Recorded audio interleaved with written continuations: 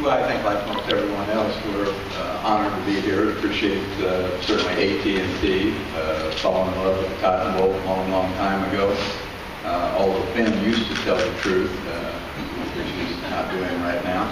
But we've had a great relationship. We have a great appreciation for the people at the hotel where we're staying. The Gaylord transportation people have been absolutely wonderful, and it all comes under the guidance and direction of the people of the Cotton Bowl Commons. We appreciate a great deal as well. Our players are having an enjoyable time, probably way too enjoyable. The activities have been splendid for not only the players but also the families and all of our travel party. Got about 5,000, I think, in the travel party. But they're all enjoying themselves a great deal, and it truly is a first-class organization, and it's always been that way. This is the third one that I've been to, and it's been special each and every time that we've been here. So we appreciate each and every one of those of you who are involved with the AT&T Cotton Bowl. Thank you very much for having us. Thanks, Coach. Coach Petrino. I'd first like to congratulate Coach Snyder and Kansas State on a tremendous season. It's fun to put the video on when we're studying and watch a real well-coached football team, and one that competes extremely hard and finds ways to win games. I'd like to thank everybody involved with the Cotton Bowl and all the sponsors. It's been a tremendous experience for our football team and our families, and a really first-class organization. Everything that we've done and all the hospitality has been amazing. I'm proud of our football team. They've worked extremely hard to get here, and we're really looking forward to the matchup on Friday night. I think it's going to be a great game. Whenever you can play the 6th place team in the country against the 8th place team in the country, I think it's really exciting, and I know our players and coaches are excited for the game to get here. Okay, gentlemen, thank you. One quick thing before we start taking questions. We have 2 microphone people, and please, would you put your hand up, and when you ask your question, please state your name and your affiliation. And then finally, there will be no one-on-ones. When we finish the news conference, both coaches are going to get up and leave, so please, whatever you ask, this is what you're going to ask. So who's got the first question? Coaches are on a very short time frame, so we'll take a question on the front, and then we'll move over here. Fresh at Primetime Sports. Coach Petrino, with the way most of the bowl games, with latter bowl games have gone going into overtime and special teams being the key point, how confident are you in Zach Cocker if it comes down to the field goal? Well, I'm very confident in Zach. He's been a great player for us. You know, had one of the best true freshman years you could have a year ago. He certainly has shown this year that he's a clutch kicker. You know, it's all operation. It's not just the kicker. You have to have the snap, the hold, the protection. Like everything else in football, it all has to work together. But he's very capable of winning us a game at the end. He's a young man that's a great competitor and has a tremendous amount of confidence. Question? Yeah, hi, Bob Holt, Arkansas Democrat Gazette newspaper. This is for both coaches. Do you guys think the Cotton Bowl should be in the BCS? Well, I only have one answer that I can make here, right? And that has to be yes.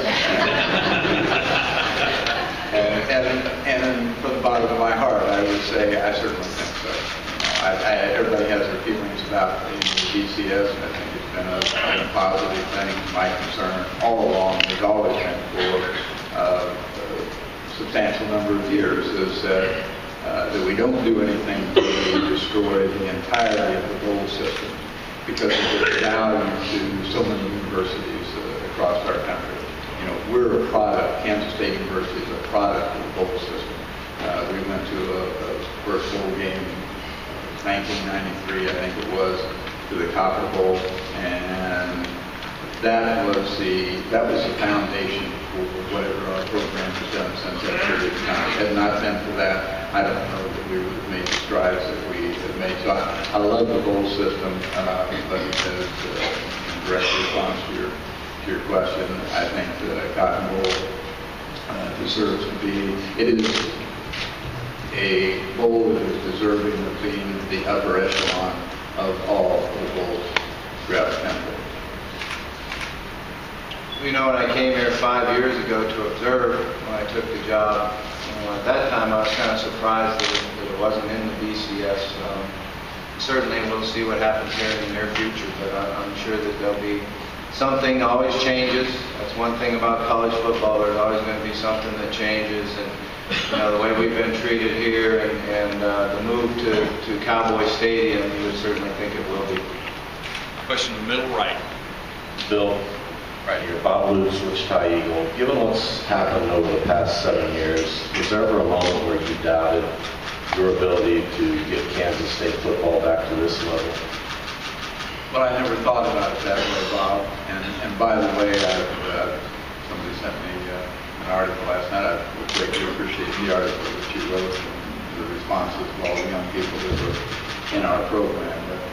But that wasn't my thinking. You know, and you've heard me say this so many times. You know, I'm not very good at making projections and being able to guess at what may or may not take place. And, you know, it truly is the same as it's always been. You know, my hope in coming back was just that, you know, we could find a way to get ourselves a little bit better on a very regular basis, and that's all we've attempted to do. We got a question on the front, and then we'll come back to the back. Stephen Hogan, AP. Coach, you had a game here, obviously, already early this year against Texas A&M. It was a comeback win. What did that game do for your season, and also just the idea of being back in this facility? Is there anything good about having that experience of being here already? Well, we've been fortunate to be able to play here the last 3 years, and you know, it's really amazing when you walk into that stadium and you see the jumbotron and just the unbelievable facility. It was fun the other night when we had the dinner in there to see the people that were with our traveling party that had not been in there before and how they reacted and looked at it. I thought the game that we played here this year really helped us throughout our season. We came into halftime, we were down 18 points, but our team rallied together and the leadership really showed up. There's been times in my career when you come in at halftime and you're down like that and people want to point fingers and put blame on somebody else, but it was all positive. It was, you know, Jarius Wright telling the offense that we'll find a way to rally and get the ball in the end zone. We had our defensive coaches doing a great job making adjustments, and you know, to be able to really bring out the competitive spirit that our team showed from that point on, I think carried us throughout the rest of the season. We got a question on the far right back. Coach Snyder, J.D. Bowers, spelled W-I-W, Topeka. It's not unusual to get two guys from the same JUCO, but to get two guys from San Francisco and Nigel and Allen, how did that come about, getting them to Manhattan?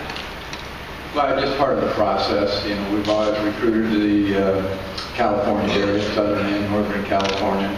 Probably, you know, we're somewhat national in that respect, and there were just you know, two what we thought very fine players in the same program, and we just went through the process. That wasn't anything special, other than that they're wonderful young people and very fine players. Question on the left. Put your hand up so the coach can there. Dan Walton from the Daily. If both gentlemen would answer this question, when you watch these games on television, you hear the announcers talk a lot about, you know, teams got to win for momentum heading into next year. Do you find that is something real, or is it just, you know, something people say on TV? Well, first and foremost, I don't watch games on television, so I'm not sure exactly what is being said. I understand the statement, though, and yes, I'm sure it can. You know, I think it kind of depends on, you know, on how one approaches it. I think if you're fortunate enough to finish the season with a victory, then you probably play to that as much as you can. And if you're unfortunate and do not finish with a victory, I think you find ways to try to play to that as well. You know, it truly is about being able to motivate young people to do the things that they're required to do during the course of an out-of-season program. I mean, become a year-round process, and you just have to find ways to motivate them regardless of what the circumstances are. It's as you've heard so many times, it's how people respond to things that define what kind of successes that they're going to have in life, and so you have to respond to wins or loses a lot. Well, unfortunately, I haven't been able to watch any games either, so we're not really sure what they were saying. But I've always felt that bowl games were about finishing the season for your seniors and starting the season off for your underclassmen. In your preparation leading up to them, and then in playing the game. And certainly, I'd love to see our seniors go out with a win. They've done a lot for this football program. They've set the standards for how we're going to work and how we're going to operate. Not only on the field, but off the field and in the weight room. So we really want to send the seniors out with a win. That's probably the most important thing for me. Got a question in the middle. Austin Meek, the Topeka Capital Journal. Bill, with Colin's background being homeschooled, people who knew him growing up said that he seemed to interact with adults a lot better than a lot of people his age. Did you see that maturity level in him, and how maybe that background shaped him growing up? Well, he is mature, and he does interact with people of all ages, quite comfortably with the quote-unquote adult population, but he interacts extremely well with young people that he calls his teammates. He's and we've had young people in our program that have been homeschooled. We might remember we had one of our strength coaches, Ryan Cole, who had 4 children. In fact, Ryan was here at practice the other day. Homeschooled all of his children as well. I have great admiration for those who involve themselves in that. That takes amazing parenting, to do that. And Colin has a wonderful set of parents, but a very, very mature young guy in a good way. Question on the front right. Allison Gordon, KATV. Coach Petrino, first off, I heard a rumor that you made a New Year's resolution to cut back on your fiery sideline chat, and I wanted to know if that was true, first off. Actually, my New Year's resolution was to get in shape, so I'm working hard at that. And second, last year you attempted some Cajun French. You were in South Louisiana. And since we're in Texas and you're comfortable being a cowboy, wondering if you can give us a yeehaw ready for the Cotton Bowl in your best hearty Texas twang. Yeah, I'm going to pass on that one. Okay, we had a question over on the left front. Coach Snyder, David Oven, ESPN.com. You guys had a dramatic game with A&M as well. A lot of people talk about that as one of the best games in league history. But for you, how did that affect the rest of your season and national time? Well, every game has had an impact on, the outcome of our season and the direction of our season. I think that was a little later in the season. I think in, some of the earlier ball games, I think also had a dramatic. I think the Miami ball game, I think most people would probably view the Miami game as perhaps somewhat of a turning point for our season. When Ben said a while ago that we wanted Kansas State as one of the teams at the Cotton Bowl in September, that's why I was saying he couldn't have been telling the truth after our first ball game. But the A&M ball game, I think, was really was an exciting ball game as it was with Bobby.